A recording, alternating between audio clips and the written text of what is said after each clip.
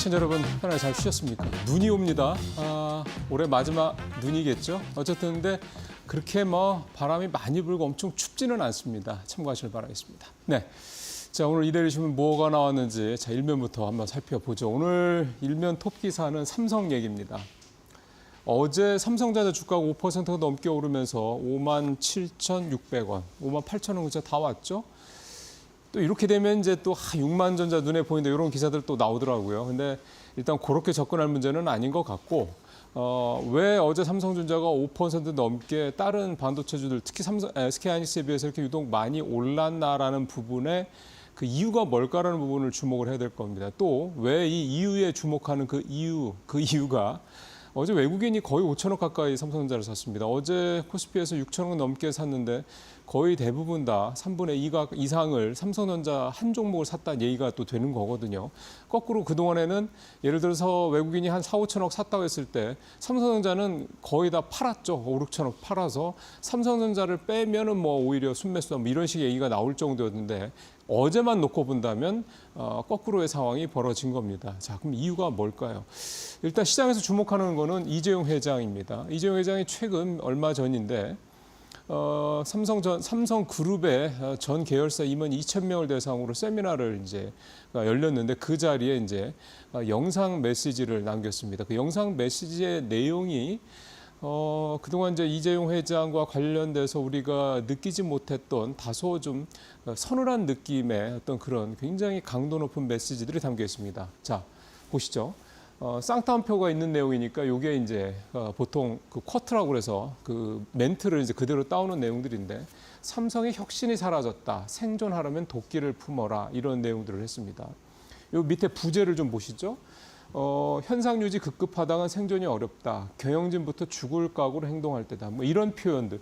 저는 이제 이재용 회장의 상당히 좀 그 젠틀하고 유화적인 어떤 그런 이미지와는 다른 굉장히 강도 높은 멘트들이 나오고 있습니다. 지금 화면에 또 그동안 이재용 회장의 최근 발언들을 보시죠. 쭉 뭐 제가 다 읽을 수는 없으나 쭉 보시면 내용이 좀 약간 좀 격한 내용들이 좀 많이 있습니다. 그리고 굉장히 절박한 느낌도 좀 들고 굉장히 뭐 독설에 가까울 정도로 과거와는 다른 그런 부드러운 이미지는 별로 없죠. 상선다운 저력을 잃었다. 마지막 거만 보죠.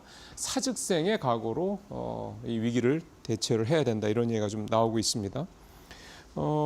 그리고 이제 굉장히 기술에 대한 부분도 이 메시지에서 강조를 했다고 그러고요. 아마 이제 조금 이제 연배가 있으신 분들은 예전에 이제 1985년이었습니까? 80년대 초중반에 그때 이건희 회장이 프랑크푸르트 선언을 했던 거를 그거였었나? 그거랑 느낌이 비슷한데 이런 생각을 하시는 분들도 계실 거라는 생각이 듭니다. 그러니까 이게 삼성전자를 좀 확대를 해야겠죠. 삼성그룹의 현재 모습을 어떻게 보면 이재용 회장이 이제 이렇게 그 만천하에 공개적으로 드러냈다라는 건데요. 그만큼 위기죠. 특히 삼성전자 위기죠. 지금 파운드리 쪽은 사실은 지금 존재감이 계속 사라지고 있습니다. 만약에 지금 여러분들 얘기 들으신 것처럼 TSMC를 중심으로 미국의 인텔이 미국에 있는 주요 뭐 브로드컴이라든가 이런 회사들과 연합을 해서 AMD랑 연합을 해서 만약에 인텔의 파운드리 부분을 격하게 살린다라고 하는 게 현실화된다고 그러면 삼성은 이제 2위 자리 당연히 위태롭죠. 상당히 좀 어려운 상황이 될 수밖에 없습니다. 그래서 일각에서는 파운드리 부분을 아예 인텔처럼 분사를 해서 별도로 해야 된다라는 얘기까지 나올 정도입니다. 그러니까 위기 상황이 분명히 맞는 거죠. 그리고 사실 작년 말에 대규모 인사 때, 사장단 인사 때 이 파운드리 부분은 별도로 사장을 따로 붙여서 특히 기술 부분 담당 사장까지 붙여서 회생을 지금 노력을 하고 있는 그런 걸로 좀 전해지고 있죠. 자, 이제 위기는 분명히 맞습니다. 어찌 보면은 이재용 회장 이 같은 강한 어떤 그런 어떤 독설이 굉장히 좀 늦은 게 아니냐 이런 지적도 나올 습니다만 어제 외국인이 사는 걸로 봐서는 물론 이것만 딱 이것 때문이라고 하기는 좀 뭐 명확하진 않지만 그러니까 이재용 회장이 이런 강한 도끼 품은 이런 모습을 그동안 기다렸던 건 아니냐 이런 해석도 좀 해볼 수가 있겠고요. 근데 중요한 거는요. 밑에 결국 사람이 바뀌어야 됩니다. 삼성전자 이 임직원들의 마음이 지금처럼 현실 안주라든가 이제 그래도 우리가 넘버원인데 뭐 이런 생각들이 바뀌지 않는다면 아무리 위에서 내리 두른다 해도 과연 삼성이 바뀔 수 있을까요? 결국 이제 그게 이재용 회장의 어떤 가장 중요한 과제다. 또 이렇게도 볼 수가 있겠습니다.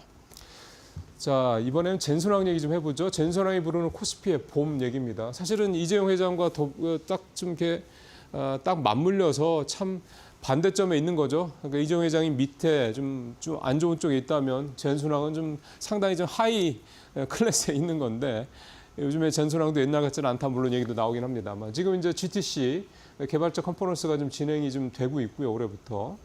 뭐 여러 가지 얘기들이 지금 나오고 있습니다만 기조연설이 아직 안 나왔기 때문에 이제 그 부분들이 나오면 좀 더 이제 많은 내용들이 담겨 있겠습니다만 어쨌든 앞서 삼성전자 얘기도 급등을 했었다는 말씀을 드렸습니다. 삼성전자가 최근에 올랐던 또 이유는 업황 개선에 대한 기대감도 있지만 사실 요 GTC에 대한 기대감도 있습니다. 그러니까 젠순왕이 여기서 여러 가지 뭐 시장 관련된 좋은 얘기들, 블랙에를 잘 팔린다 등등 이런 얘기를 할 거면 당연히 업황이 계속 유지가 될 테니까 삼성전자도 그 수혜를 받을 수 있을 것이다. 이렇게 보는 거고요. 또 하나는 양자 컴퓨팅 관련된 얘기를 지금 시장에서 뭐 할 거로 예상을 하면서 양자 컴퓨팅 관련해서 오늘 미국에서도 상당히 좀 많이 올랐습니다. 얘네들은 오르면 뭐 몇십 % 오르는 게 아주 일반적이어서요. 떨어질 때는 또 반대로 그렇게 떨어집니다만 그런 부분들이 좀 있고 이런 것들이 최근에 시장에 영향을 미치고 있는데 무엇보다도 중요한 거는 앞서 삼성전자 얘도 좀 외국인 말씀드렸습니다만 어제 외국인이 6천억 넘게 산 거로 봤을 때 결국은 이런 젠순왕이라든가 이런 어떤 모멘텀 것들이 실제로 시장에서 어떤 추세적인 반등으로 가져오려면 결국 외국인의 수급 문제가 가장 결정적인 변수다 이렇게 볼 수가 있는 건데요. 외국인 표 한번 보겠습니다. 올해 사실 외국인이 1주차, 2주차 때 저렇게 플러스를 기록을 하면서 올해는 좀 바뀌나 보다 그런 기대감을 가졌던 게 사실입니다. 저도 기억이 납니다. 근데 그 사이에 보십시오. 3주차 때부터 3월 2주차 때까지 8주 연속 내내 또 줄장 팔았죠. 심지어 4주차 때하고 2주차 때는 2조 5천억, 2조 3천억 대 이렇게 대거 매도를 하기도 했는데요. 그러다가 이제 3월 17일 어제 이제 6,200억을 이제 사는 모습, 그 중에 이제 5천억 가까이가 삼성전자였고 이제 이런 모습을 보인 겁니다. 만약에 삼성전자는 뭐 이슈를 하겠습니다만 어쨌든 외국인들이 이렇게 국내 반도체들 중심으로 외국인 수급이 두른다고 그러면 당연히 주시장 반등하죠. 어제 코스피가 코스닥보다 더 올랐던 이유도 사실 그거고요. 이렇게 된다면 우리 시장이 작년과는 분명히 사뭇 다른 모습을 보일 수도 있습니다. 물론 이건 아직 섣부르게 예단할 수는 없죠. 여러 가지 변수들 많습니다. FOMC도 기다려 좀 봐야 되고 여기서 뭐 BOJ도 금리 결정 좀 봐야 되고 변수들이 있습니다. GTC에서도 뭐 젠순왕 여러 가지 얘기를 하겠지만 시장에서 그걸 또 어떻게 받아들일지는 또 모르는 거죠. 실제로 오늘 엔비디아는 마이너스 2% 떨어졌으니까요. GTC 시작을 했는데도 변수는 되게 많습니다만 결국 이제 우리 시장을 살리냐 또 우리 시장 끌고 가느냐 마느냐의 또 관건 역시 외국인이라는 점 이번에도 역시 불가피하지만 또 한번 확인을 했다 이렇게 볼 수가 있겠네요. 자, 이 양반 이제는 좀 익숙해져야 될 분이죠. 미국의 마코 루비오 국무장관입니다. 국무장관이 이렇게 통상 관련돼서 이렇게 전면에 나서는 것도 좀 드물지 않았나 싶은 생각이 드는데 어쨌든 요즘에 이 통상 관련돼서의 전면에서는 이 루비오 장관이 나서서 하고 있고요. 사실 어떻게 보면은 미국의 무역 정책의 뭐 이를테면은 팀장이다 이렇게 봐야 될 것 같습니다. 그 밑에 상무장관, USTR 대표 등등 이렇게 있는 식으로요. 새 무역 협정을 공식화를 했고요. 제목에서 보시는 것처럼 그러다 보니까 결국 또 일기 때처럼 한미 FTA 또 재협상 얘기가 또 본격화되겠구나 이런 우려를 좀 할 수밖에 없는 상황입니다. 이게 그냥 우려로 끝나면 다행이고요. 일기 때처럼 협상에 들어갔다가 결국은 이제 뭐 흐지부지 된 이런 식으로 가면 제일 좋긴 한데 트럼프가 이제 이미 한 번 하고 난 다음에 두 번째 대통령을 하는 거기 때문에 일기 때랑 좀 다른 모습을 보일 거라는 거를 조금 더 무게를 둬야 될 것 같습니다. 4월 2일 날 상호관세를 부과를 하고 난 다음에 양자 협상을 하겠다. 전형적인 일단은 던져놓고 너네 반응 보건 다음에 너네 하는 거 봐서 뭐 줄이든 더 높이든 이렇게 하겠다. 전형적인 트럼프식 협상술이라고 좀 봐야 될 것 같고요. 지금 현재로서 아직 한미 FTA 재협상 관련된 얘기가 공식적으로 나오는 건 당연히 없습니다.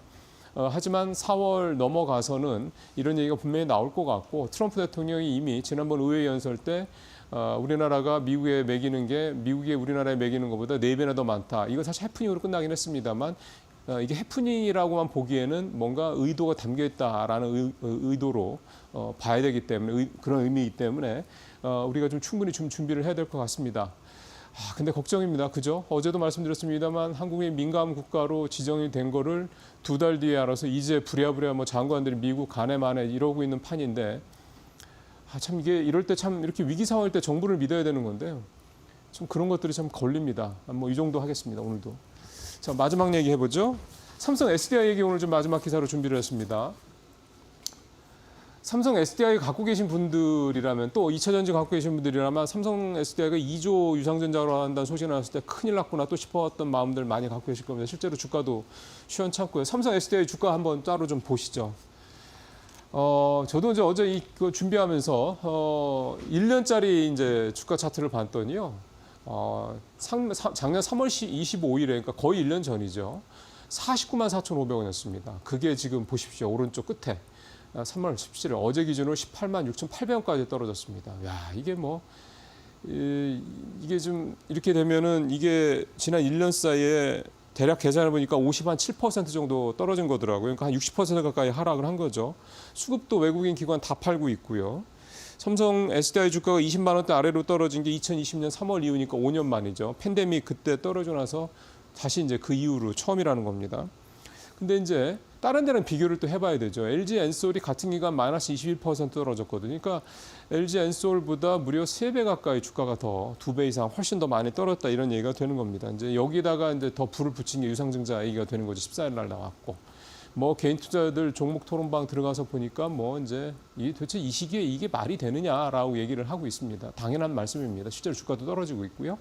시장에서는 두 가지로 보더군요. 역시 부정적으로 보는 측면이 조금 더 우세하다고 좀 보여지고요. 긍정적인 측면도 분명히 있습니다. 왜냐하면 2조 원의 유상증자 내용 자체가 뭐 대부분 다 이제 투자, 증설 이런 쪽으로 들어가기 때문에 그런 거죠.